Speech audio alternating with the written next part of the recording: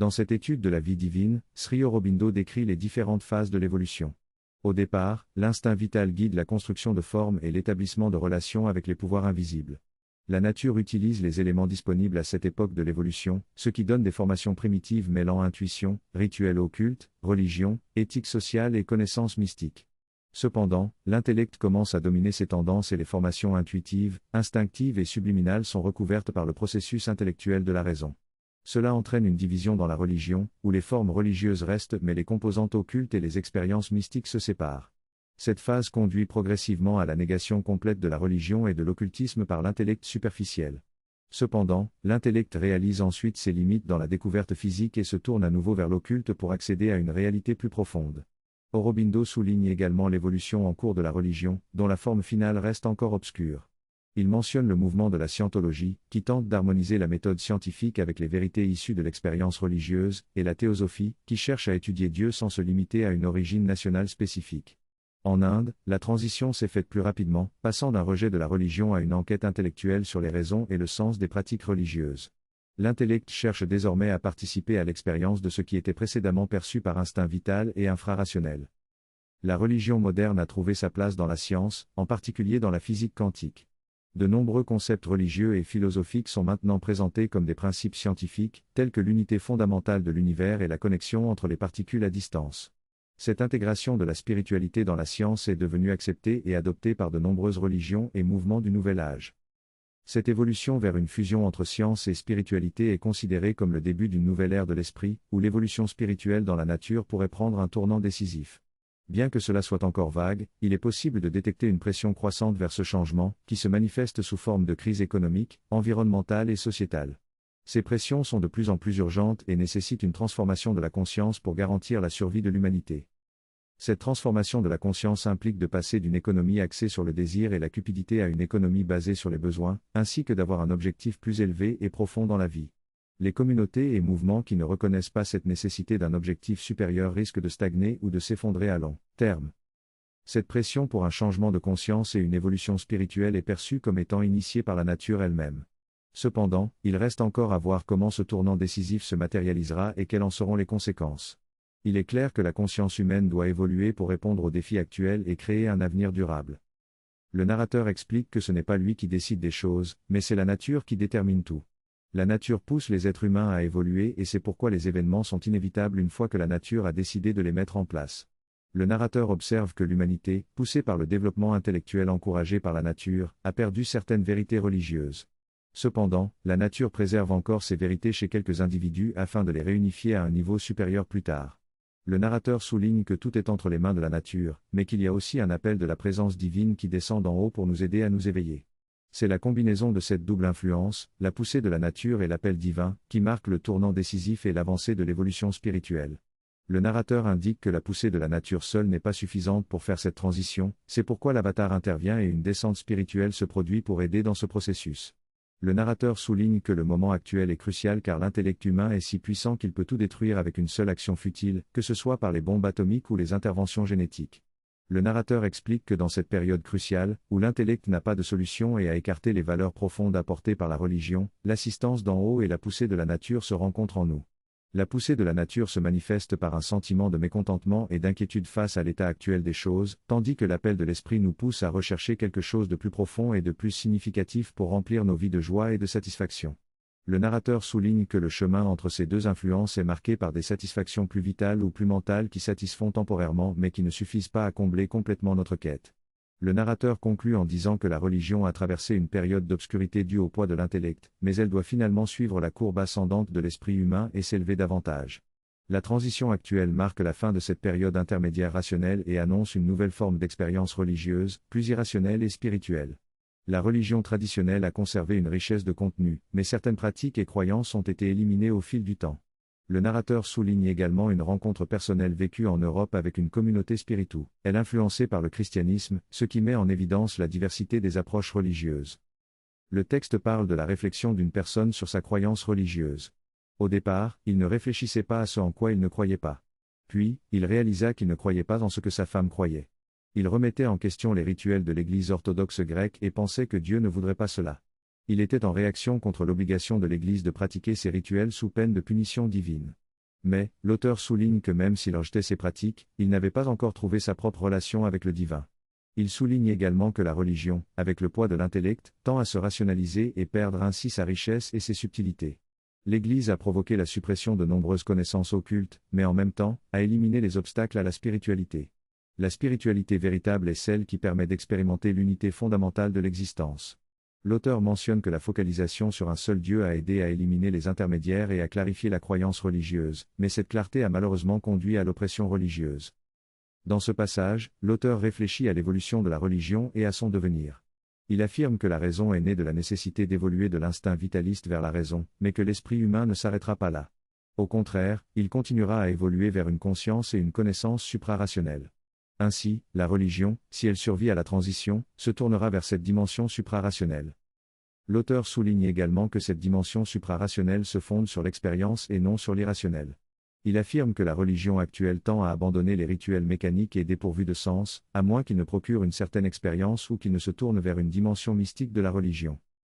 L'auteur donne ensuite l'exemple d'un mouvement évangélique qui se base sur une expérience personnelle et une relation vécue avec Dieu ou Christ. Il voit cela comme le début d'un renouveau mystique ou d'un contenu spirituel plus profond. Enfin, l'auteur explique que si l'on observe le passé, on peut percevoir les indices de cette évolution naturelle, même si la plupart de ces premières étapes sont cachées dans la préhistoire. Il mentionne que les origines de la religion ont été souvent associées à l'animisme, au fétichisme, à la magie, au totémisme, au tabou, aux mythes et aux superstitions. Il évoque également l'idée d'une évolution cyclique de la religion, qui aurait touché l'intellect à plusieurs reprises avant notre ère historique. En résumé, l'auteur suggère que la religion évolue vers une dimension suprarationnelle basée sur l'expérience personnelle et la relation avec le divin. Il mentionne également que l'évolution de la religion peut être observée à travers le passé, bien que ces premières étapes soient principalement cachées dans la préhistoire. Dans ce texte, l'auteur aborde différentes notions liées aux religions primitives. Il critique l'idée selon laquelle ces religions seraient basées sur l'ignorance humaine primitive. Il mentionne ensuite une liste de mots associés à ces religions, tels que l'animisme, le fétichisme, la magie, le totémisme, le tabou, les mythes et les superstitions. L'auteur explique brièvement ce que chaque notion implique. L'animisme considère que chaque objet de la nature possède un pouvoir ou une conscience, le fétichisme attribue à un objet précis des pouvoirs occultes, la magie repose sur des incantations et des sorts, le totémisme fait référence à un objet ou à un animal qui représente l'identité d'un groupe, et le tabou désigne ce qui est interdit ou considéré comme dangereux. L'auteur invite à réfléchir à chacun de ces concepts et souligne que malgré leur association aux religions primitives, ils peuvent également être interprétés différemment. Le texte aborde la croyance en des forces négatives et la superstition, qui régissent le comportement humain et les interdictions. Il mentionne également l'évolution des croyances religieuses, depuis l'animisme jusqu'aux mythes et aux pratiques de guérison. Toutefois, l'auteur remet en question ces croyances en les qualifiant d'ignorance primitive et de champignon mental, qui se nourrit de l'obscurité et de l'ignorance. Il suggère que derrière ces croyances primitives, il pourrait y avoir une vérité que nous avons perdue avec notre développement supérieur. Finalement, il souligne que notre perception supérieure peut nous permettre de reconnaître les règles divines qui, selon lui, étaient naturelles pour les esprits primitifs. Il erre à travers différents endroits, explorant le monde à travers son corps subtil. Il entre dans une maison et trouve quelqu'un en train de travailler ou de se reposer. Le chien qui est couché se redresse et le regarde, puis commence à aboyer. Pour la personne dans la pièce, il n'y a aucune raison pour que le chien fixe le mur et aboie. Mais pour lui, en tant que corps subtil, il est évident que le chien le voit et réagit à sa présence. Il souligne que dans les civilisations primitives, les sens étaient beaucoup plus développés, similaires à ceux des animaux. Les cultures tribales actuelles conservent cette sensibilité, tandis que les civilisations plus développées l'ont perdue. Malgré tout, les sens des cultures tribales ne sont pas encore considérés comme civilisés, mais d'une autre manière ils sont efficaces. Il explique que l'efficacité est ce qui compte, sinon cela aurait été abandonné. Il souligne également que l'évolution conduit à une restriction et une limitation de la conscience, mais que certains plans correspondent à des mondes invisibles. Selon lui, chaque niveau de conscience a ses propres pensées et influences, et il est important de comprendre sur quel plan nous vivons. Les impulsions de désir, de raisonnement, etc., varient selon les individus et les niveaux de conscience. Il mentionne aussi que les pensées peuvent se propager dans un groupe. Il précise que l'homme primitif vivait principalement dans une petite sphère de sa vie, concentrée sur des intérêts, des objectifs et des désirs limités. Dans cette discussion, l'auteur explique comment différents niveaux de vitalité humaine peuvent être associés à des parties spécifiques du corps. Il mentionne que le centre vital supérieur, situé dans la poitrine, est lié au mouvement vers le désintéressement de soi, tandis que le centre vital inférieur, près du nombril, est associé aux instincts et désirs primaires. L'auteur note également que ces niveaux de vitalité peuvent être observés dans la nature, où les plantes et les arbres présentent des caractéristiques focalisées vers l'extérieur ou fermées sur elles-mêmes. Chaque niveau de vitalité est également accompagné de différents êtres conscients qui les soutiennent et les influencent.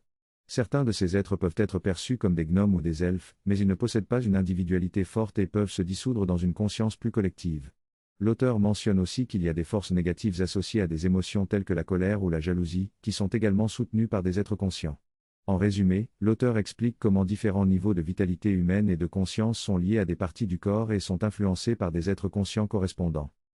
Dans cette anecdote, on nous raconte comment Sri Raghunatha était témoin d'une magie noire qui faisait tomber des pierres. Lorsque la mère était informée de cela, elle élevait ses propres symboles et le phénomène s'arrêtait. Intriguée, elle convoquait alors les êtres responsables de ces manifestations. Ces êtres, 3 petites créatures sans notion de bien et de mal, avaient été forcés par un magicien de faire ces actions. La mère leur demandait alors s'ils pouvaient lui apporter des fleurs, mais ils lui répondirent qu'ils ne pouvaient jeter que des pierres. Ces êtres étaient en relation avec la fonction de manifestation de pierres dans la nature. La mère explique que ces êtres, comme d'autres présences liées aux différentes couches de conscience, ont des pouvoirs et un savoir-faire propre à leur plan de réalité. Ils peuvent contrôler l'humidité, les processus de vie, les bactéries, les vers, les serpents, la germination des graines, et même l'apparition d'eau souterraine. Par exemple, sur les sommets des montagnes, l'eau jaillit par des sources, même en l'absence de pluie récente, à condition que certaines conditions soient réunies. Cette observation a été étudiée par Victor Schauberger. Ainsi, à chaque niveau de conscience correspond des pouvoirs et des êtres spécifiques, auxquels on peut avoir accès par les instincts et intuitions propres à ce niveau de conscience.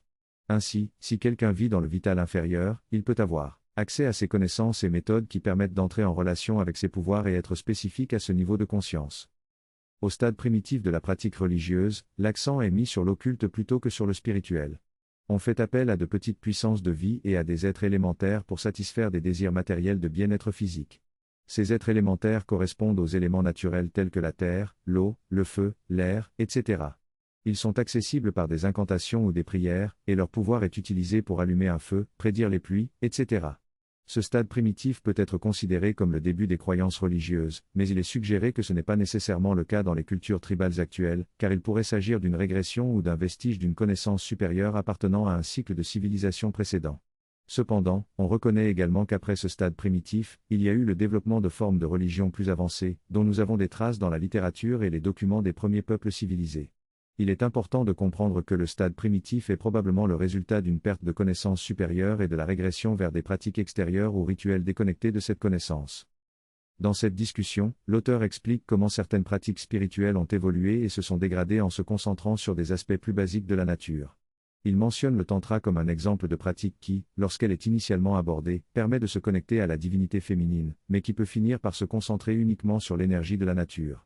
Il souligne également la perte de connaissances précieuses, telles que des remèdes pour des maladies incurables, en raison de la dégradation de certaines traditions et lignées. L'auteur mentionne également des pratiques occultes, comme la guérison d'une morsure de serpent, qui implique une compréhension subtile d'éléments ésotériques. Cependant, il souligne que même ces connaissances plus avancées peuvent se dégrader lorsqu'elles sont enseignées aux masses et utilisées pour des problèmes plus triviaux. En résumé, l'auteur explore comment certaines pratiques spirituelles peuvent évoluer et se dégrader lorsqu'elles sont détournées de leur objectif initial. Dans le passé, il y avait une connaissance ancienne selon laquelle à la mort d'une personne, ses os étaient conservés pour que le soleil puisse les emporter le 21 décembre, lors du solstice. Cette croyance peut sembler ridicule sans cette connaissance préalable des vagues du monde vital et des régions supérieures. Il s'agit d'un exemple de comment une connaissance élevée peut être perdue et déformée au fil du temps. On peut observer des vestiges similaires avec les pyramides en Égypte et en Amérique du Sud, où la signification originale a été oubliée ou simplifiée. Ces pratiques et croyances sont considérées comme le résultat d'un déclin ou d'un recul par rapport à une connaissance plus élevée appartenant à une précédente civilisation. L'auteur de la vidéo parle de la momification et de la conservation des corps dans les anciennes civilisations, en particulier en Égypte. Il explique que cette pratique visait à retenir la conscience physique même après le départ de l'âme, créant ainsi une illusion de présence physique. Il souligne que cela démontre une connaissance occulte très sophistiquée de la part de ces civilisations. Cependant, il note également que ces traditions deviennent obsolètes et perdent leur signification au fil du temps. L'auteur mentionne ensuite le concept de religion polythéiste dans les anciennes civilisations, qui était souvent basé sur des croyances, des rituels et des obligations éthiques. Il explique que ces religions étaient intimement liées au stade d'évolution de la pensée et de la vie atteint par la communauté. L'auteur indique qu'il abordera ces sujets plus en détail lors de prochains échanges. Il mentionne également l'importance de reconnaître les aspects pertinents de ces anciennes pratiques religieuses qui ont une valeur pour nous individuellement et collectivement en tant qu'êtres humains cherchant un idéal spirituel. Il invite les auditeurs à réfléchir à leurs propres pratiques et formes d'expression spirituelle.